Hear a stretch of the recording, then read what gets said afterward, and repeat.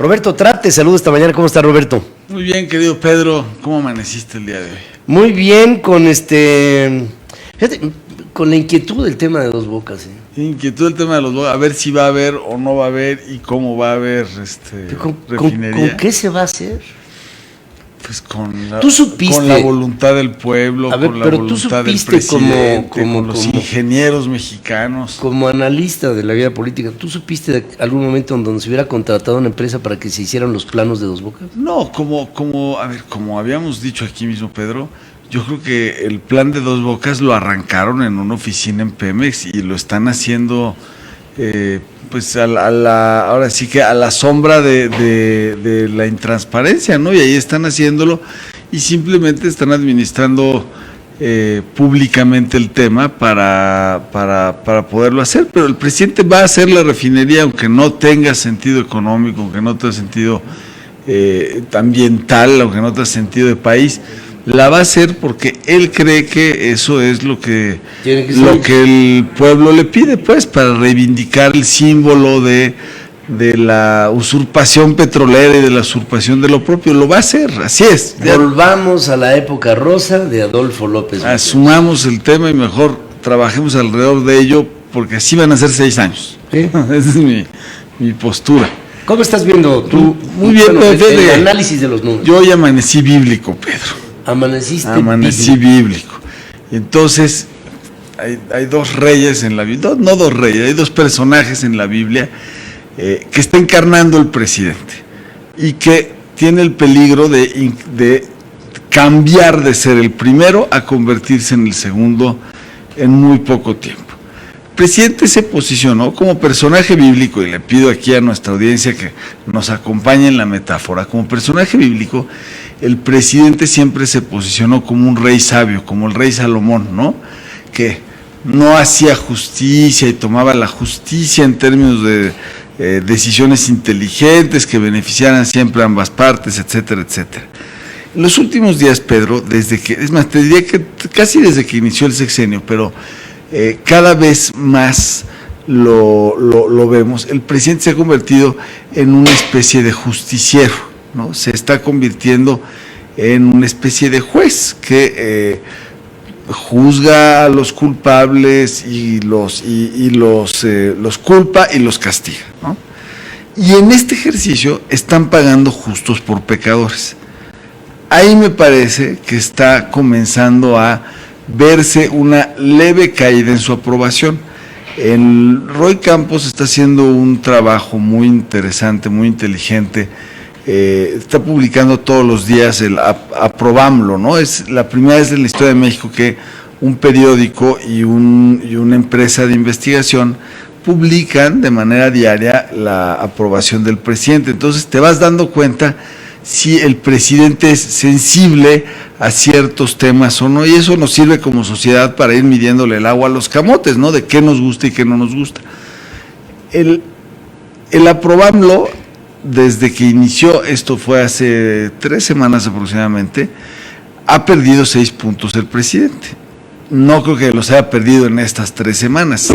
Digamos, empezó con la referencia que tenía Roy Campos previo al Aprobamlo, y de ahí ha venido ajustándose, ¿no?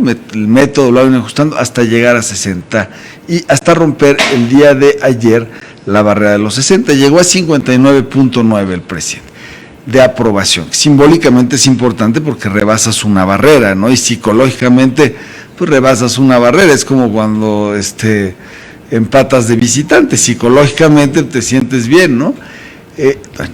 Yo pienso que hay 3 casos que retratan muy claramente esta actitud del justiciero equivocado, el vengador justiciero, que empieza a transitar de un rey Salomón sabio a una especie de Goliat, ¿no? Que hace justicia por su propia mano, que pues sí, protege a su pueblo y defiende a su pueblo, pero por la mala, ¿no? Donde haces pagar a justos por pecadores, y ese justiciero no le gusta a la gente. Te voy a dar 3 ejemplos. Estancias infantiles. ¿Hay corrupción? Claro que había un chorro de corrupción en estancias infantiles, como en todo el gobierno. Había casos gravísimos como la guardería ABC, que tenía que revisarse y ajustar. Claro que había que justiciarse. Entonces, ¿por qué no entonces, ¿qué hace el presidente? Cancela las estancias infantiles que beneficiaban a cientos de miles de familias y que además era una política transversal de género que liberaba a la mujer para poder cumplir con la doble labor de madre y de trabajadora. Era de las cosas, fíjate, esa política la inventó Lía Limón, la ejecutó Lía Limón con Fox y luego con Calderón. Y siempre han hablado de eso y ha sido ni siquiera podemos decir que era una política peñista o una política calderonista, era una política de Estado que ayudaba a muchas mujeres. El presidente, para castigar a los pecadores, a los pocos o muchos o varios corruptos, pero que eran en proporción una minoría comparada con todos los beneficiarios, se echó a todo el programa que beneficiaba a un montón de mujeres. Segundo ejemplo, se me fue, los traía así bien claritos, el Fondo de Promoción Turística. Fondo de Promoción Turística, Pedro, durante años permitió que México creciera en el mercado turístico de manera importante y que tuviéramos un crecimiento en el sector turístico prácticamente al doble del crecimiento del resto de las actividades económicas. Fondo de Promoción Turística, claro que había corrupción, ¿no? En los contratos de la Fórmula 1, en los contratos de estos, había un montón de corrupción, había un montón de abusos, había un montón de oficinas que nos costaban un montón de dinero.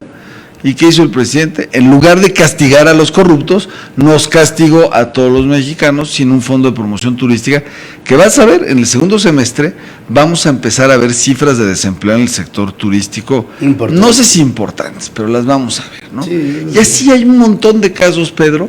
El último, el de las medicinas, ¿no? El tema de la distribución de medicamentos. Claro, vamos a tener este año el país va a tener un grave problema de distribución de medicamentos, porque efectivamente había un montón de corruptos que abusaban muchísimo en las ventas, sobre todo en los gobiernos estatales. El presidente, en lugar de castigar a los corruptos y arreglar el problema, dijo: no, vamos a inventar el hilo negro de cero, vamos a crear una nueva política pública, porque lo que estaban haciendo estaba lleno de corrupción. Entonces, en pagar justos por pecadores, si bien la caída no es estrepitosa, son 6 puntos, tampoco hay que alarmarse, ni hacer fiesta, que los opositores no hagan fiesta, el presidente no, la salud de la imagen del presidente está a todo dar, pero sí hay una señal de deterioro que tienen que atender.